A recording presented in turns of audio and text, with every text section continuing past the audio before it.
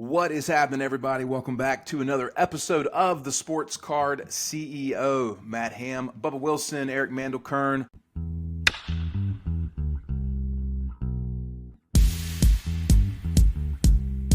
Boys, what's happening? What's up? How we doing?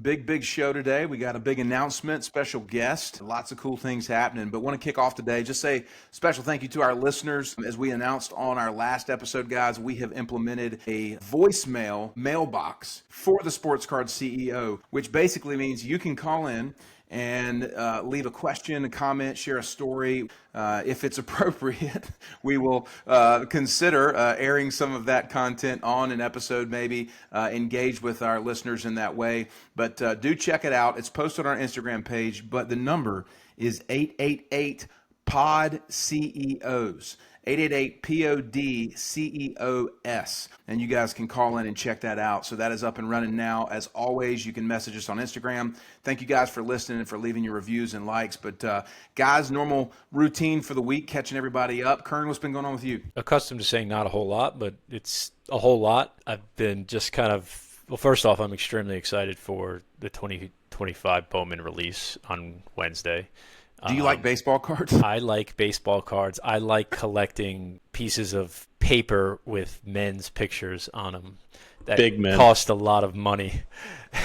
But I've been working on a bunch of different deals myself that so much so it's kind of hard to keep up with, and I can't pull the trigger on one thing because I'm waiting on answers on the other. But it's all good, and the weather's starting to heat up here in New York, although there is rain today, but it's been really warm. It's got that summer feel. Got Knicks Celtics starting tonight. Excited, man. But just a lot of deals in the works, and I'm really looking forward to Bowman. Have I mentioned that? I was actually expecting you to say that you played Augusta with Tiger last week or something. I mean, like, how do we top? It's That's next. Hanging out with Mike Trout, courts, let's go. Yeah, there's something in the works. If I don't get an invite for that, I will never, ever host an episode of your podcast again. Bubba, what's up, buddy?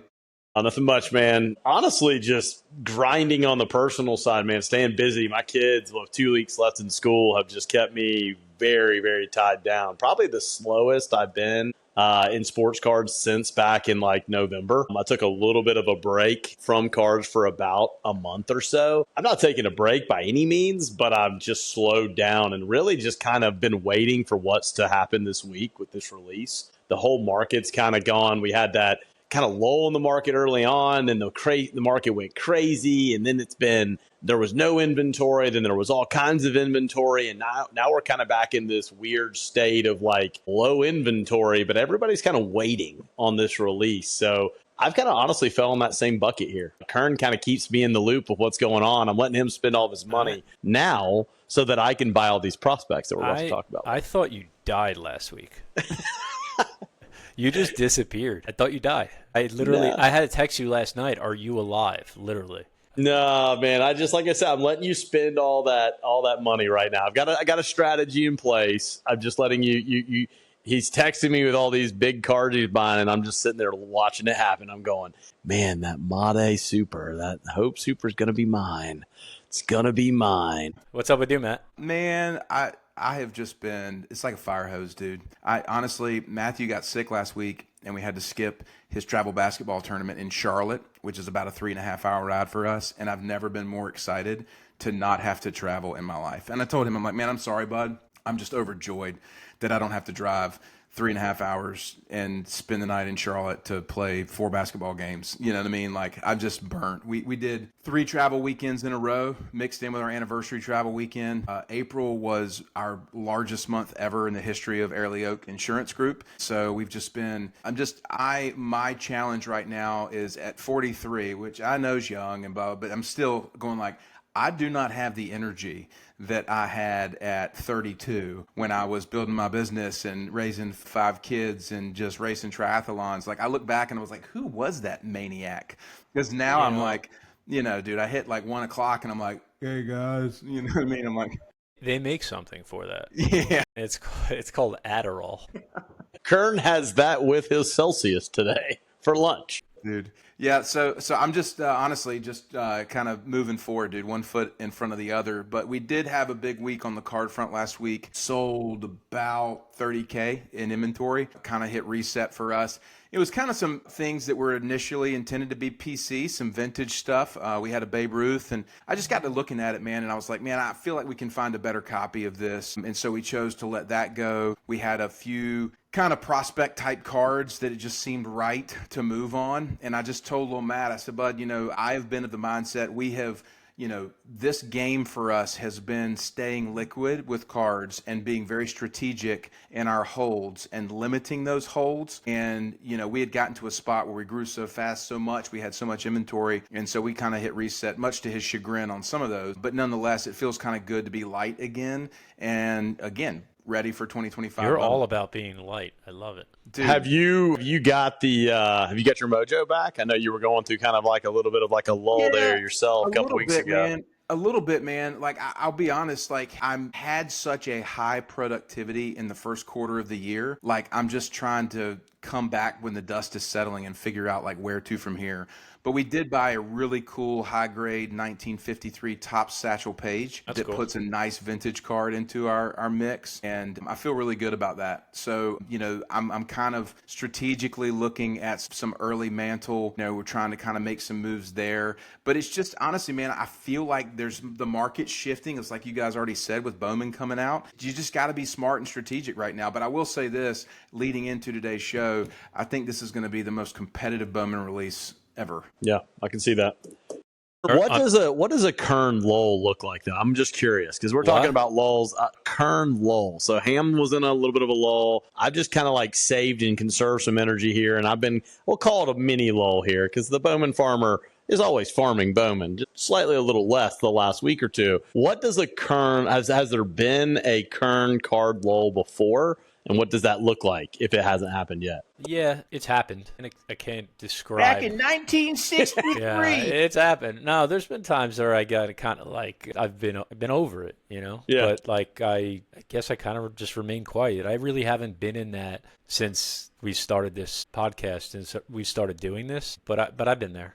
So our first sign will be you'll just be really quiet then. We'll know you're in that lull. I'll probably just be moody, Okay. Okay. Well, that's just another day at SportsCard CEO. So boys, we have a big announcement today and a special guest. So we're just going to go ahead and bring him back on the show. The one and only Aram Leighton of Just Baseball. Aram, what's up, buddy? Well, I would say that intro is just some great birth control for me now. I mean, that's the next phase for me. I'm 27, but man, I might delay that a little bit longer if I have to now. So who's the youngest one here? Is Aram the youngest one? A little bit. Is that a serious question? 27? I think Gary's like 22. Goodness gracious. Dude, I just turned 39 last week, man. I was going to say, I don't even know how old you are. I turned 39. How old are you, Kern? I'm 40. 40. You had a birthday last week, Bubba? Yeah, man. Look at you, big daddy. We didn't know it was your birthday. Guys, it was a quiet week. I was Bowman farming silently. I would have sent you like 100 paper base cards as a gift. Yeah, do that. You can still do it. So, guys, Aram's back with us. We're really excited to have him back and talk some baseball and talk some 25 Bowman release. But we've been teasing that we have an announcement. So I would like to say that the SportsCard CEO is now part of the Just Baseball Network. We are going to be the Sports Card podcast for the Just Baseball Network. Aram, do you have anything to add to this? I might have missed. No, I'm so excited. We're really pumped on it because, for me, I've been in collectibles my whole life. I've collected cards since, I was a kid with my dad and it was vintage. And now with the modern side, it's been so fun for me being in the prospect world and things like that. And we've been really excited about the success of Just Baseball. But the one area, especially as a collector, I'm waiting for the right opportunity to really be able to launch the collectible side of coverage. But as you guys know, there's some good out there, but it's hard to find. And as I saw what you guys were doing, I was so excited to get on as a guest and then just to be able to have these conversations and you guys being, so willing and excited to join our network as well. Like, I know what we can do in terms of the collectible side of things and whether it's going to be also events, which is stuff I'm looking forward to in the future, but also just the fact that you guys are going to help us be, I think, one of the best information sources on collectibles that we got right now. So I love what you guys are doing already. I'm so excited about what we're going to be able to do together. And I've been long wanting to intertwine our prospect coverage with really good and trustworthy collectible coverage, and this is finally the perfect way to do it. So we are the official collectibles podcast for the Just Baseball Network. Yes. Aram, we are going to have, so Just Baseball has a fairly new Discord channel where the SportsCard CEO will have a Discord, I guess you call it, channel underneath in that Discord. So we'll have more information on that once that's up and running. It's a ton of fun. I mean, I'm already getting questions all the time because we do like live Q&As in there sometimes, but also just if people will just drop questions in there like, hey, I was thinking about buying this card or that card. Like, what do you think? But also we have the prospect channel itself where people are just asking me prospect questions all the time. But the card side is always fascinating because I might like a player, but as Kearns and I talk about all the time, like sometimes that player is priced a little bit higher than I would have expected based on like the industry side of just like what scouts think. But a lot of times it's the complete other way around. And I'm like, wait, no way. So being able to have those kinds of conversations as well, where it's going to be us also just talking it out with then our listeners being able to chime in there is really cool. So that Discord's been a really fun way to, I think, have baseball fans of all different types, whether you're into fantasy baseball or prospects or big leagues or whatever it may be, or the cards. It's all there for you at your disposal. And we have a lot of fun conversations in there. And I've been doing breaks in there as well, and it's been a lot of fun. And we'll be breaking some Bowman baseball too. So nice. I'm pumped on that.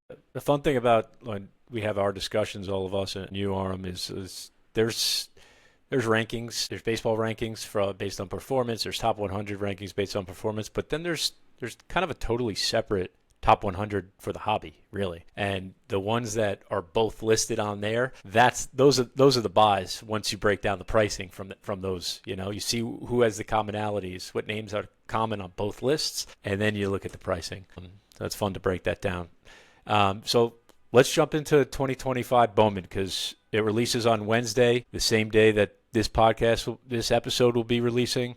I'm excited. I know that, Aram, you're pretty excited about this. Your overall feeling on the product, is it deep? Is it top heavy? Like, what are your thoughts? I think it's pretty deep, man. And you guys are probably a little bit more tapped into like how it would compare to like other Bowman baseball checklists in the past. But because generally for me, I like every prospect. So like, I'm just at least aware of so many different prospects. I'll be like, oh, I'm interested in that guy. And then I see his auto's $5. I'm like, I get it because he's got a lot to prove still.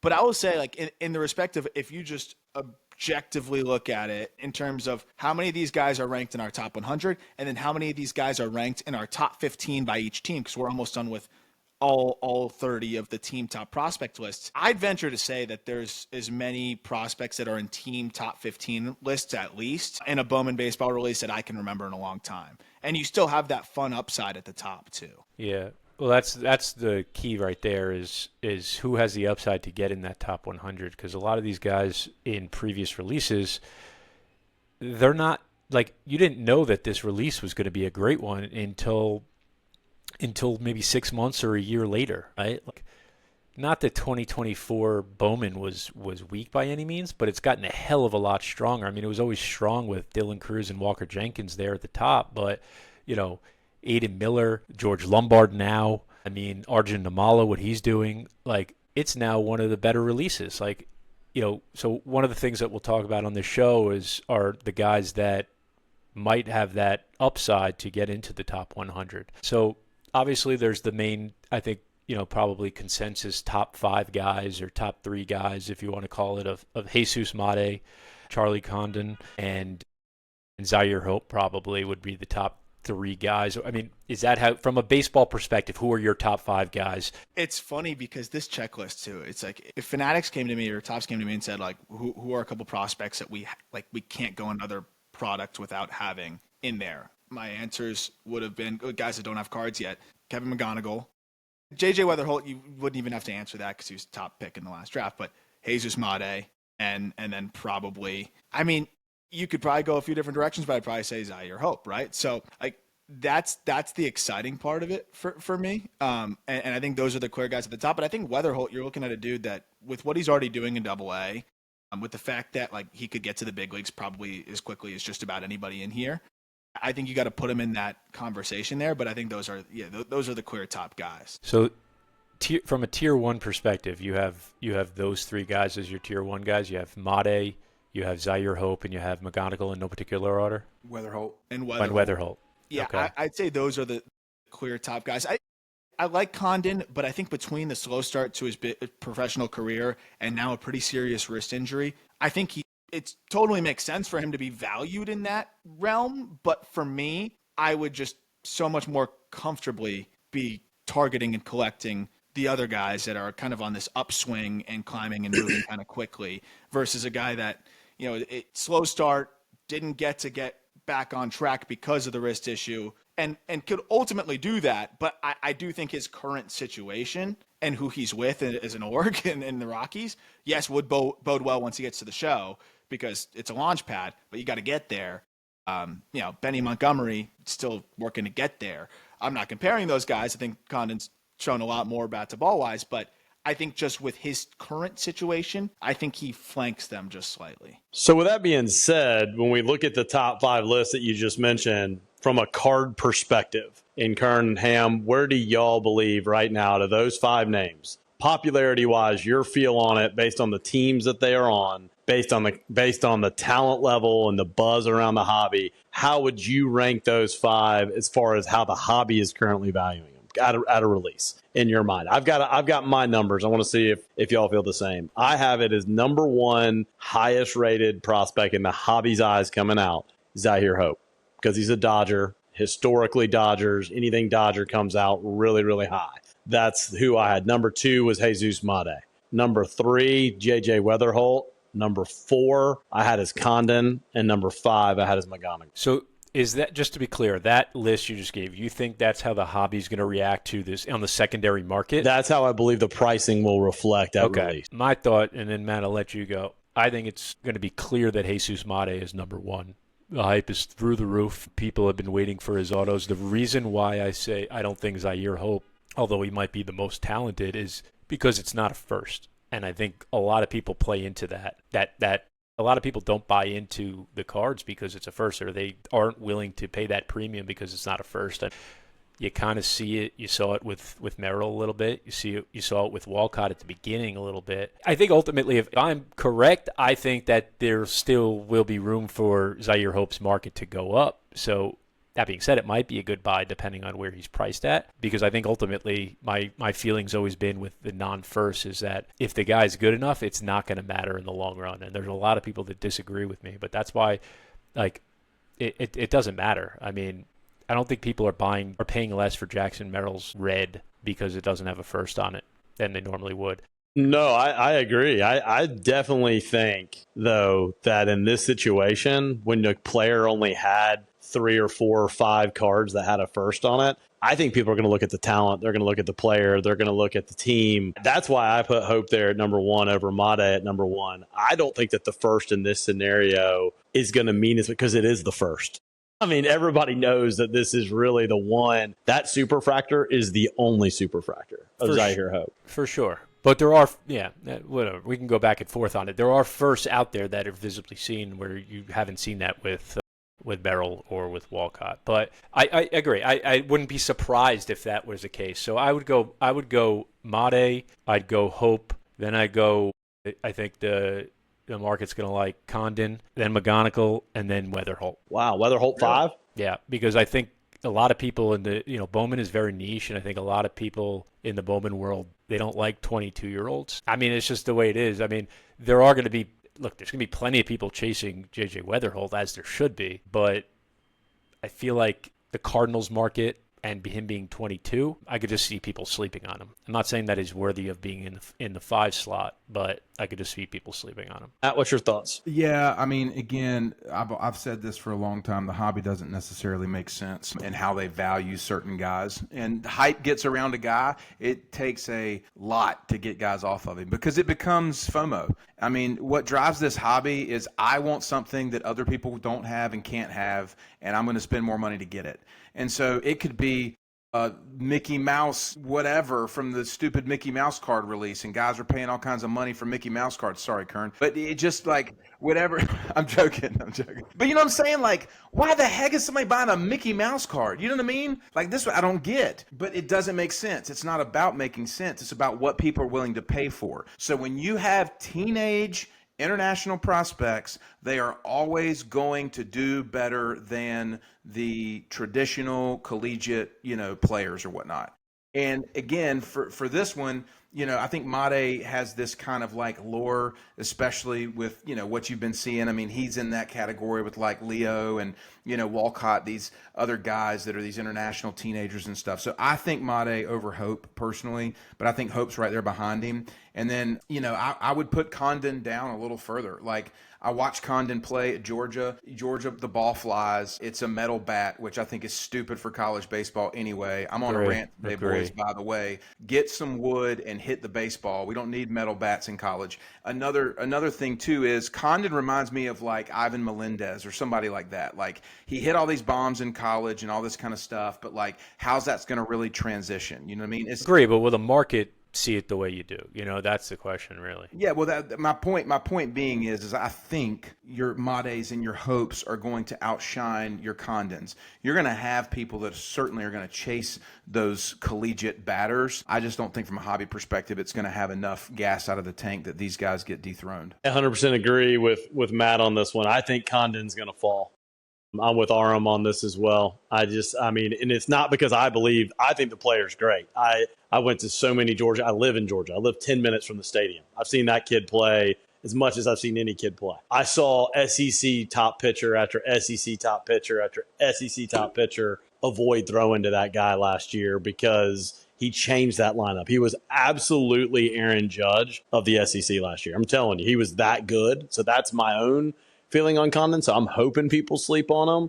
But I do think that the hobby, and this is a huge topic, it could be a whole conversation of an episode, the hobby hates the Colorado Rockies. They hate them. They hate the Colorado. Yeah. That is the key, in my opinion. Yeah, so just as I was looking at right before we got on here, a 15-case Breaker's Delight break, and the pricing structure. It was a pick your player. Number one, Jesus Mate. Averaged out to about $265 per case in a 15-case spot. Number two and 3, or number 2 and 2A and 2B tied Condon and McGonigal at $225. Weatherholt, $220 per case, and Zaire Hope at $210 per case.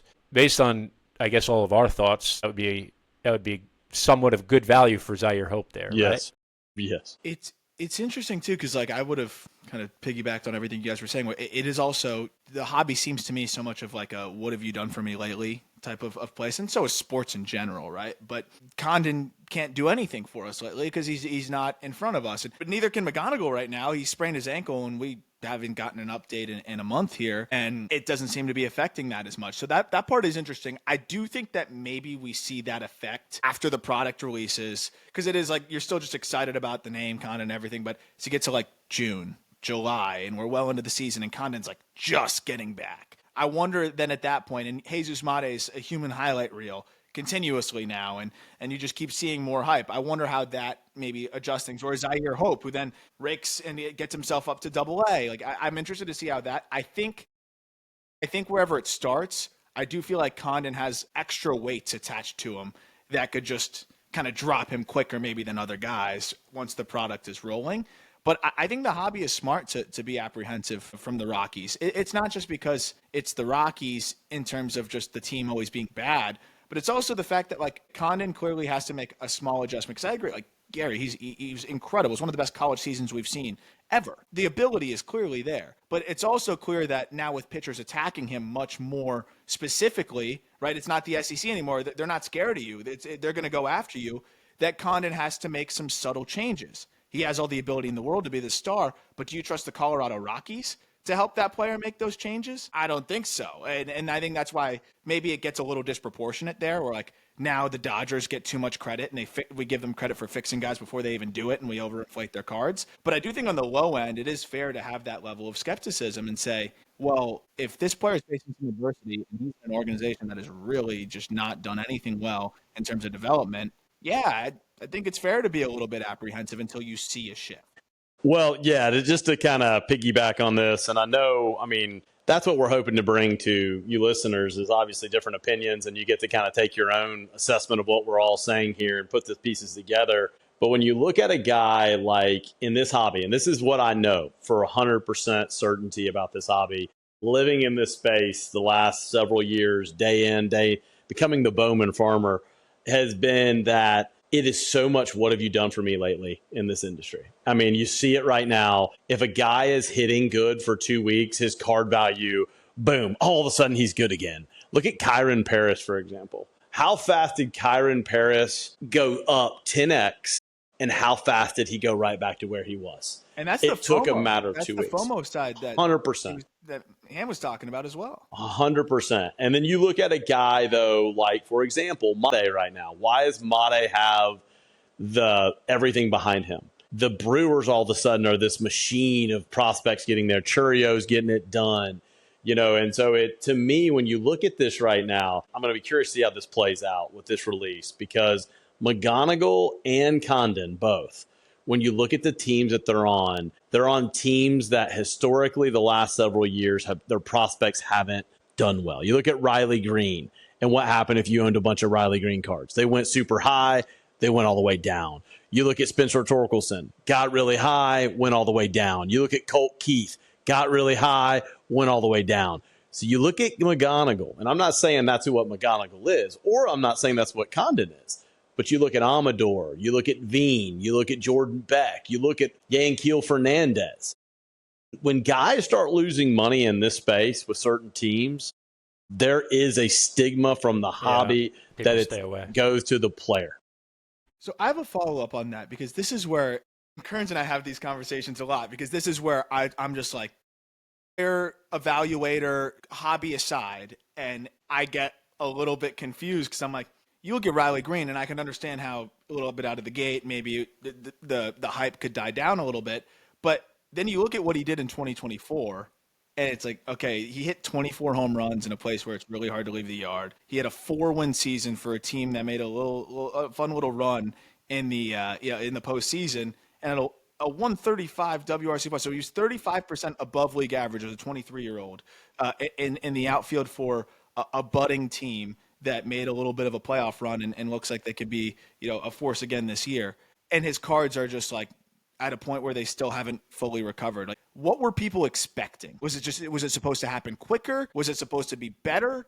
That's where I'm like, I'll give a comp to Kearns, and he's like, that wouldn't be good. And I'm like, that's a good player. But that's where I get a little bit disconnected sometimes, because if you hear some of the comps that like maybe a scout would throw out, like, sometimes evaluators I'm talking to, they're like, oh, we love that guy. He could be, an average second baseman. And like the hobby would shudder hearing that, right? So like that's the part that I'm always a little confused on. Well, the hobby pays for, look at a guy like Jarren Duran, okay? Look at the season Jarren Duran had last year, right? How many guys were talking about Jarren Duran's cards and paying big bucks for Jarren Duran? Not many, right? And he had a killer season last year. The hobby is looking for and I've said it multiple times, they love the long ball, they love speed, they love flash. Give me Ellie. That's why Caminero has been so popular. I mean, he's a heck of a player, but he's flashy, right? Yep. He's got the flash. He's got that Acuna flash.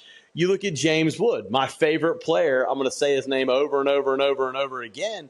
James Wood came out last year, and he didn't do enough, I guess, in his first couple hundred at-bats. He didn't show enough. Well, now all of a sudden he is, and it's like the hobby is super slow to believe in again when a guy drops down. And that's what's interesting about Condon here is he hasn't had a card release, but from his draft point to where he's at, people are down on him. So I'm really curious where he's going to pop out here. Yeah. Really curious. Let me throw my hat in the ring on this, boys. Go back and look at the top 10 prospects for the last 10 years, and you tell me how many of those guys' cards are still doing anything. Like, we are in a volatile market here, and like we can't pretend like we're not. I mean, look at a guy look at Kyle Schwarber. Like, dude's still raking and hitting balls, a long way.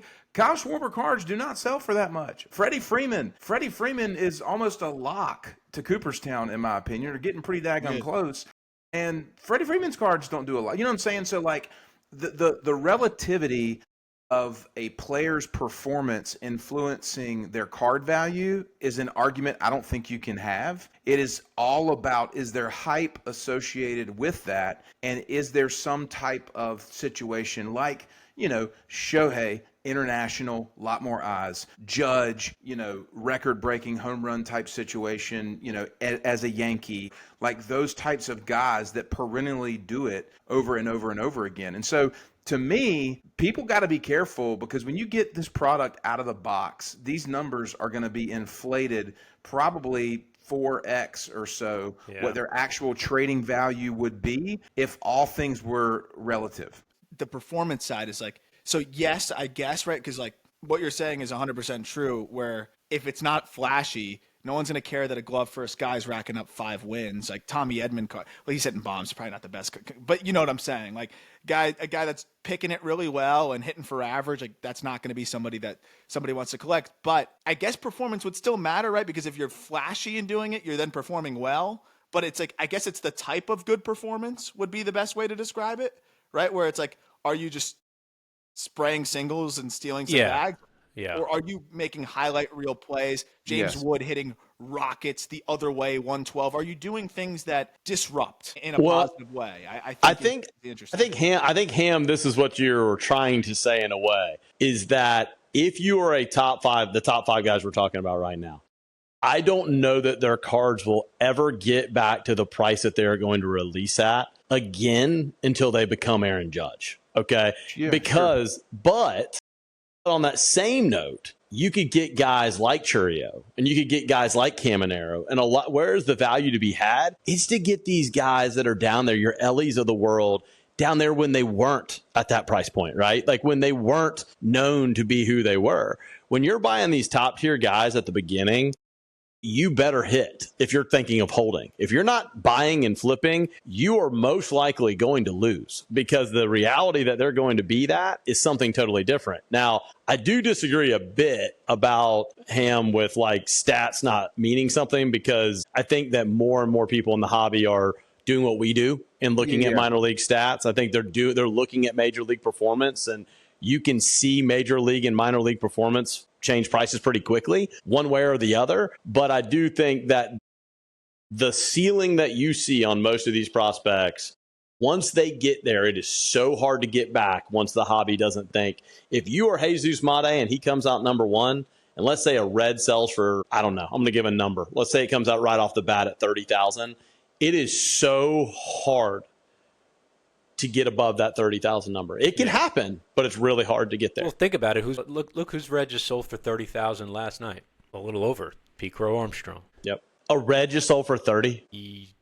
More than 30. A little more than 30. I just sold one for like 7 like a month ago. What? My goodness. Publicly. It was publicly. Fanatics. Yeah. Oh my goodness. But like here's the thing though. Like, okay, Bryce Terang right now is batting .316. Okay. Now, I'm not as into the stat side as you guys are, but like he's out hitting Churio, Holiday, I mean, however many other people, and I guarantee you his card values are a third of those guys. Yeah. That's what I'm saying. It doesn't necessarily equate. Like, Quan, is sitting here batting D3 or 333, whatever. Like, nobody cares. That's what's so frustrating about this hobby. It's like, I get it, Gary, and I understand what you're saying. The challenge is it's not relatable in the sense like it's really difficult because you can go all in on a guy who you believe in his performance or whatever, but it's not necessarily that lateral, right? It has to be a certain kind of performance, but there has to be this demand for their cards from whoever the investors are driving up the number to make it work. Well, it's kind of the comparison you're giving, though, is like Ozzie Smith or Tony Gwynn compared to like Mark McGwire, right? Yeah. Like or Barry Bonds. I mean, who do you remember more? Do you remember Ozzie at shortstop making that play, or do you remember Big Mac and Sammy Sosa and Bonds roiding up hitting bombs out in the water every time when you're a kid? I tell you which ones I remember. I remember the dude hitting the bomb. I do. I remember King Griffey Jr. and and I think that's essentially the same thing in cards. Like I think Bryce Terang, if he ends up having a great career, I think his cards will be worth more than they are today one day, because people will look back and go, if he plays 15 years and he has a Hall of Fame type career, right? But so I don't know. I mean, that's the game we play in the prospect world. I mean, that's why we've talked a lot about the top 5 guys, but Aram, we'll kind of move to the next side of this. Who are the guys that are going to be the values? Who are the guys? Because that's what the guys I'm going after. It isn't going to be the initial guys. Yeah. Who are the values? And who is the guy, Aram? And I'm going to put you on the spot here to start this. It's kind of a fun, spicy part. Who is the guy that you came on here today and said, I'm going to keep this guy a secret? I don't want to tell the people about this guy because this is the one I want to secretly be buying. I want to secretly be buying. Don't put him on this. Don't answer that question, Aram. Yeah, don't answer it, Aram. What do we got? Luis Pena. Luis Pena. And this is the fun part because I do agree that, like, okay, there's going to be different versions of success and then they're going to disproportionately raise value.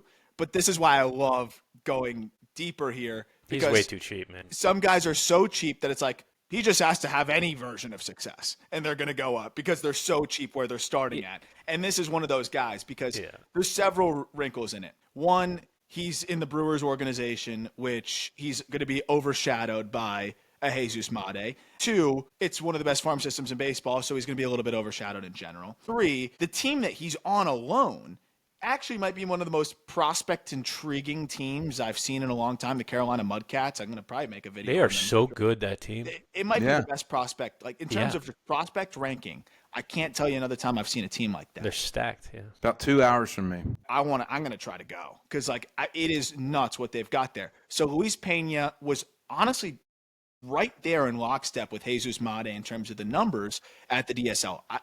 Made is kind of this freak, and it might be in his own category, but when you look at what Pena can do, he was speed and bat to ball in the DSL as a 17-year-old. And now, already just a year later, he's added a ton of power. He still absolutely flies. I think he's got 12 bags already last time I checked. The approach is already great. The bat to ball is still there. So it's like you took this speed demon and now you added power, and he's not even 18 yet. This guy, for me, he's going to be in our top 100 update for sure. And I mean, he has a chance to I think be one of those names that kind of went from obscurity to very, very popular. That's enough, Arm.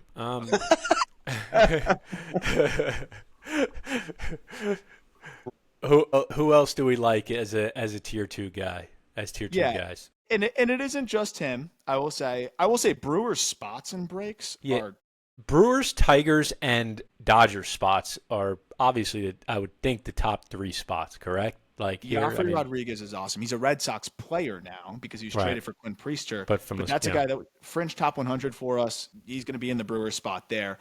Before we move on from Joffrey, because he was on my list coming in, what about the power there? I know he's got speed. What about power? Well, I know he's 6'1", he's 185, so he's got room to grow and get bigger. He's 19. He's center fielder, which I love. He's got speed, but does he have the pop to go with the speed that the hobby loves? I think he can. And that's where it can be hard to fully, project for sure, because he is so solid bat to ball wise and approach wise that he may ultimately be a guy that just leans into that a little bit more. But being that he's 19 years old, will be 19 for the entirety of the season, and is already in high A having success, I think there's going to be a little bit of a focus on, hey, let me lean into that power a bit more. The Red Sox are renowned for their bat speed program that they have, and it's allowed them to help several prospects tap into a lot more pop. And I think Joffrey fits that bill of a guy that has the frame, is still growing into it, and with the bat speed program and just naturally growing, he's still 19. I do think he can grow into more power there. I don't think it'll be plus, but if it's average pop and he's running into him pull side, and you've got the tools across the board there, he could be a really productive player. I like that one. Dodgers, other than Zaire Hope, Eduardo Quintero. Yeah, I would say Quintero, and that's going to be a guy that I think a lot of people will gravitate towards. He's been swinging and missing a little bit more than I expected, but I still think that's a guy that, again, we kind of go by like the future value grades. 50 future value is pretty much projecting as an everyday player, and it's more of like a trade value side of things too. The back end of our top 100 guys are 50 future value, and the guys that just miss oftentimes are 50 future value. He was in that 50 future value tier for us. So like he's right on the brink of top 100. Also a guy that can stick and play a good center field and growing into a little bit more pop. So that's definitely a guy I really like in there. And then probably one of my favorite, and this is the problem though, we'll talk about what it looks like, Slade Caldwell. So this is where it's interesting. And I'm gonna lean on you guys here. I'm gonna tell you the player that I think he is, and then you guys tell me whether you think the hobby takes any interest in that. Hold on. The player that you think he is if he makes the pros or as a prospect? Because That I think he'll be. I can tell you who he is now, Okay, but who I think fine. he'll ultimately be and grow into. And those, of course, kind of go together. But like the hobby did at one point warm up to Jet Williams, I imagine. Right? And injuries and stuff kind of slowed him down. He's been good this year, though. Ed Caldwell is a little bit different, but he's 5'6", 5'7". He absolutely flies. It's 70 runner. He is a superb defender. He walks a ton, and he does have more pop than his frame would suggest. So he is a guy that you're going to see him get some swings off. It's like, whoa, he hit that no doubter to right. Ultimately, it's not going to be a 20 homers, it's probably going to be 10 to 15, but he runs into them. Elite speed, gets on base a ton, dynamic player, spark plug, kind of fan favorite type of energy to him. But he's 5'6". So, like, there's only so much a guy like that can do unless you're Jose Altuve. So that's my question there, because I love him as a player. I think he's going to be overlooked. I thought he was one of the steals of the draft for the Diamondbacks, and I had him as a preseason top 100 guy before he even made his pro debut. So that's where I'm at on him. My personal feelings on a guy like that is I think the hobby would take well to that. He's got speed. He could have a hype period. You know what I mean? It's just a matter of how he gets there, right? Like is he stealing a ton of bags? Is he hitting triples where he's making those highlight reels? He's 18. He's got enough time to be able to do all that stuff. You know, if he was 22, I'd probably be a lot more cautious. But because he's 18, I think that plays. I think there's good value there personally. I'm going to give you another side of that equation. I'm going to give you like a Jonathan Clase type deal, a guy that I've loved. You know, a little wrecking ball with power and speed. I've got his superfractor. He's actually still getting it done in the minors. The dude continues to get it done. Better this year, by the way. I just did a dive into him recently. I think it's going to get better. Dude, he's a beast. I mean, but the hobby doesn't like him because he's miniature. Yeah. But I don't know. That. Well, so here's a guy, and this is again, I feel like I'm the Debbie Downer of the show today, and I don't want to be, but this is where I look at the things. Like, I look at what Chandler Simpson's doing, and I love that guy, man. Like, he's beating out infield singles. He's getting on base. He's fast. He's ridiculous speed. I mean, I think the guy, he's robbing home runs in center field. Like, I think he has this kind of, like, potential to be a guy who doesn't really hit for power, but could, like, compete at the major league level for years and years and years. And one of the boys just told me that his orange last night just sold for $600. Stop. And I'm like, what? I just sold a gold maybe. A gold may have gone for $600. I sold a raw gold. The twins last night said, Dad, because they love Chandler Simpson because we saw him play down in Charleston and got a ball signed by him. So they've been following him ever since back then. Great guy, by the way, too. Yeah, super cool. But here's the thing though, and this is going to be the soapbox that I'm on this episode for our listeners. It's guys like him that you make the ROI on. You could have bought that orange or gold back just the whole time. I mean, I was buying oranges and golds for nothing of that guy. Yeah. And when I sell it for $600 or $700 or $800, I'm still making 100, 200, 300% return. Yeah. If I go and buy that same huge card of Made and I've got $8,000 in it, I've got a lot of room to lose, hoping that I get to 100% return. You know, I mean, for Made to get, if I pay $8,000 at release for an orange, by the way, what do you think at release it's going to go for, Kern? It's probably going to. I mean, it could go north of there, to be honest with you. 8 to 10,000. Let's just say it's 10,000, round number. For him to get from there a raw copy at $10,000. Accent Churio 1010 last night. Yeah. I sold for $13,400. Right. I was gonna say what would the Leo raw sell for right now? Orange. I just sold one for $10,000. Okay, so yeah, exactly. Yeah, it's hard to get to that point. He's way ahead of him. The thought here, though, is like this is where the card hobby guys, you've got to decide who you are. If you're a guy who's opportunistic and turning cards quickly, you have to get in these hyperliquid guys because that's where the demand is out of the box. But if you are a guy who says, look, I'm going to dive for value and my game plan here is to hold this guy until he becomes a major league player or whatever, and you have that kind of like long like capacity for persistence, that's an entirely different play. And I think for me, I've had a hard time sitting on a card in a box for 2 years waiting for the guy to get his shot in the major leagues, and that's where I struggle. because I don't. At some point in time, it's like the card's worth $200. It's hard for me to care about it at $200 if it's going to be $600 in 4 years. Like that's where I guess it's my attention span, but that's where I struggle to have that kind of long vision with these guys. That makes sense. Yeah, to clarify all this for all the listeners, because we have new listeners too that are new to this hobby, is essentially I'm not saying don't buy these top 5 guys. It's not what I'm saying. I'm just saying think really hard about buying them at this release because the prices are going to fall. Like Aram, you alluded to that during the summer. The buzz wears off a little bit. And then there is an entry point. There is an entry point where if you really like that guy, enter him. That didn't sound right. Do not enter him. That's a cut. That's a cut. Let's cut. Cancel the show. That's a blooper. Put that for our blooper episode. Enter him. Enter him. Yeah. Well, well, we got a little break here mid-show. We're cut from the Just Baseball Network. Ooh, Yeah, that was a good run, guys. Enjoyed having you on.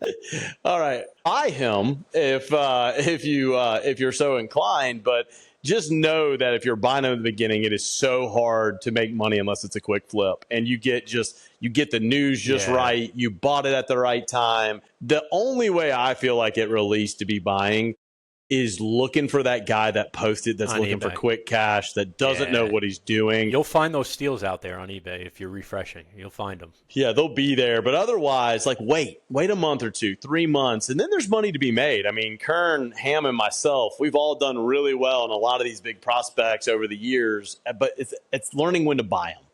And at this, And that's where I've learned a lot from you guys because like I'm tying back to the FOMO thing. Maybe not as entrenched in the cadence of the hobby. I know all these players. I'm keeping up. I know how they're doing. I'm like, I don't want to miss the boat on some of these players. Yeah. And so I just look at the recent sale prices. And this is what I was doing before, but now obviously now a little bit more measured. And I'd say, oh, well, this is a good deal compared to the recent sale prices. I'm just going to grab it.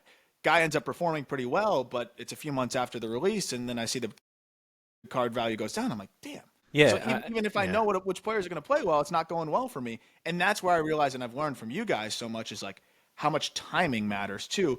But then the timing's different with certain guys because, like, let me ask you this, because I know we're going to talk about like the biggest like sleepers in the product. When's the time to buy the sleepers? Because they could presumably in the next couple months make themselves less of a sleeper. You're right. But product prices naturally, or like the players naturally go down further from product release. Like a Luis Pena sleeper? No, more. Okay. So I think, I mean, if it all depends on, I think, how quickly we see this guy ramping up and showing real success. I mean, the smart answer is, I think even after release, it's going to continue to go down. Like, where a sleeper guy's base auto might be at release, it might be, let's call it $27, right? But 2 months later or a month and a half later, it could be down to $8. You know what I mean? So it's all a matter of like how early you want to get into it. I have a couple of thoughts here. Like, I think you have to have strategy on each person you buy. Like, we had a lot of success with Walker out of the 24 product. We bought a lot of Walker immediately and then turned a lot of Walker immediately, and we were grading that. So we're already up and profitable on Walker. And so then we could come back in when he kind of flattened out, and we bought 2 Walker cards that we just set on. And like, we're all into those for profit. So I think that if you have a strategy of like out of the box, I'm going to get stuff graded and move it, right, and make enough off that guy to kind of pay for it. Like, I think the long hold is more dangerous. Absolutely. It's almost impossible out of the case. But to a sleeper guy like that, I think you have more risk with it. You can take that risk because if you're only paying whatever, $50 for a refractor, you can do that times 10 or whatever versus having to go buy one guy's refractor at 500. Exactly. So that was going to be the case study. Like, so Arun Escobar is a prospect in the Phillies org who I really like. He's just breaking out. Looks like a really good bat, but slow start to his pro career, not a big IFA guy. So you see him as maybe probably completely overlooked in this set, to be honest, and was breaking out last year, got hurt. So then now you have him this year balling out a little bit, but it's only 22 games. I love the underlying. I love the video. I love everything I'm seeing. When do you then get in on a player like that who is 20 years old? So low A, like he's not going to be as hyped up. Darb, have you seen what's happened here in the background? He is sweating bullets. He is hanging on like, oh no, what name is he about to say next? When you said Arun Escobar, I thought he was going to faint. He goes, oh, Aram, oh no. I mean, he's dying over here. These are the names, folks, that you want to be writing down. When Kern's over here sweating, just going like this, you know these are names he's a big fan of. But no, I mean, I think that to answer your question, and Ham, I think you said it correctly, and I did this at the last release, and I'm going to do it again on this release. If there's guys you believe in, Arun Escobar and somebody, and you see their Reds, you may never see that red exactly. again. That's the you point. May. Yeah. That's true because it's the inventory might just wait. never be there. Nope. Yeah. You might never see it again. So I'm going to use this as a case study for us. Like, so Laz Montez, right? We've liked Lazaro Montez for a long time. I've just liked the guy for a long time, right? Now, his inventory is almost impossible to find right now at a decent value, right? People aren't putting a lot of his stuff on bids. They're holding him or whatever. We had a gold that we were into super low that we actually sold this weekend. And I was kind of like bent out of shape that we sold this gold. But you know what I mean? It became more about like where at this point in time, if his gold's already doing 2K, what's the upside on this thing and what's the time frame on it? So like that guy would have been a guy that you could have come out of the box of, and if you could have gotten the oranges, the golds or whatever, you can kind of corner the market because you don't find that stuff now. And that's where I think this release, it's going to be so hard to find those color cards, man. A lot of competition for it. Yeah, it's really going to be interesting to see. I think one of the X factors when it comes to a new release, and especially is grading and the condition, and how's the QC on this product, because especially with the PSA changes, and is there just going to be a ton more raw going around that because people are just afraid to grade? I think there's going to be a lot more raw being sold, just strictly maybe not that they're in bad shape necessarily. I don't know how the QC is going to be, but because people are just scared and don't want to waste the money and the time sending to PSA. So I think there'll be a lot. Yeah. It's a real deal, man. I mean, we're at the middle of a huge release with a lot of big names when PSA's tighten the screws down, and the game that worked last year, 2 years ago, the game don't work as much anymore. Yeah. Aram, I want to ask you about a couple guys. Johnny Level. Yeah, Level is. I'm excited to see because he's just now starting to get going here since the Complex League just started. But guy that I just haven't been able to see a ton of, off to a great start so far. I think his second game of the year. Actually, no, first game of the year. He went 3 for 5 with a double and a triple already. But very hitterish, like definitely kind of fits the bill of that young switch hitter, good bat to ball, good approach. I think he could be a buzzy name in this product too, especially in a system where I think he could stand out. I think given the Giants aren't that loaded there, but it is just kind of the same question though of how much power, given he's a bit smaller. PJ Morlando. Morlando's a fun and risky one, but I think this is where you could see big time offensive upside. He's added a lot of strength. He's physical. He's I think better athlete than he gets credit for. He's patient. He was a little bit hurt to start the year, but now he's heating up. He can really run into some baseballs here. I watched him put on a display in the high school home run derby. So like that's an underrated name here if we're talking about you're chasing power. And yeah, I think some sneaky speed here and there. Like that's a fun toolsy player that will definitely be overlooked given the fact that he's in the Marlins organization. All right, something that the hobby doesn't necessarily care about, but they have recently. Who are the top arms in this product? Thank you. I want to make pitcher cards cool again, to be honest. Yeah. And I think there are some actually really fun arms in this product. And Gary Gilhill is an arm in the Rays system that I really like. Very, very high probability. Big league starter, top 100 guy for us. Jonah Tong is going to be super buzzy. I'm a little concerned about like some reliever risk there, but like the fastball is 70 grade and he's fun to watch. And I think can rack up the strikeouts with the best of them in the minor leagues. In that sense alone, I think people are going to be excited about him. Hyun-Suk Jang from the Dodgers. He would have been the first pick in, I think, the KBO draft, but wanted to come over here and fulfill his dream of being a major leaguer. Command issues, but I mean, he's a Dodgers arm with crazy stuff. That's always going to be interesting and exciting. And then it's been a tough start to the year for him, and he's hurt right now, but Quinn Matthews is one of the best left-handed pitching prospects in baseball for the Cardinals. Thomas White is one of the best pitching prospects in baseball from the left side for the Marlins. And then George Klassen with the Angels. He's going to be in that rotation soon for obvious reasons because it's the Angels, but also because He's really damn good. I think he threw like 5 innings of one-hit ball, like 8 Ks the other day. He racks up strikeouts with the best of them. And then Brody Hopkins with the Rays. Hopkins was acquired in the Arozarena deal from the Mariners, two organizations that are just visionaries with pitching. Hopkins, brother TJ Hopkins, he was playing both at Campbell. He was like hitting, playing outfield and pitching. Now just focusing on pitching. He's got some outlier stuff. So if he can find the zone enough, that guy is like, if you're going to bet on an arm, like he could be a freak of all freaks. Teams with the most, for those of you breaking out there and don't know, teams with the most number of autographs, Rangers at number 1 with 12 autos, 9 of which are first. This excludes retail. Guardians with 9 autos, 8 of which are first. Dodgers with 9 autos, 5 of which are first. Rays with 9, 6 of first.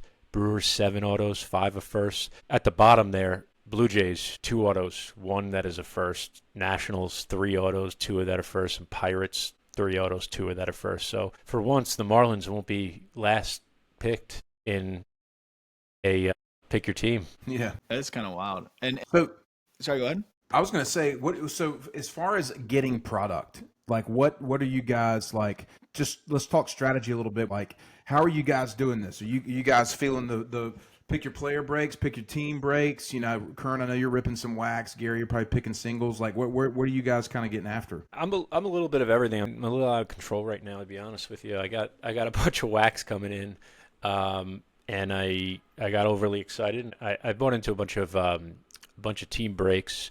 And I told myself going in that I wasn't going to do team breaks because, for example, like I want to chase Luis Pena, and I would love to hit a Jesus Mate big card as well, but I'm not seeking after it just because the price is, I just don't think the value is there, but I'll be opportunistic. So I bought into some player breaks or some team breaks. I will be buying into some player breaks as well for some value, and then I'm going to snag singles. So I'm doing a little bit of everything here, just because I love the class, and I think it's one of those products that if I had the discipline, I would hold product and I'd stock up and just put it aside. Aram and I were talking about that. Like, let's just get a ton of product storage unit and lose the lock and visit in 5-10 years. Yeah, and building on that, the reason why we were joking about that, I would do that if I could. I won't have the discipline because like even guys that we didn't even mention, like Franklin Arias, yeah, he has the potential to be top 50 prospect in baseball. We're talking just like upside guys.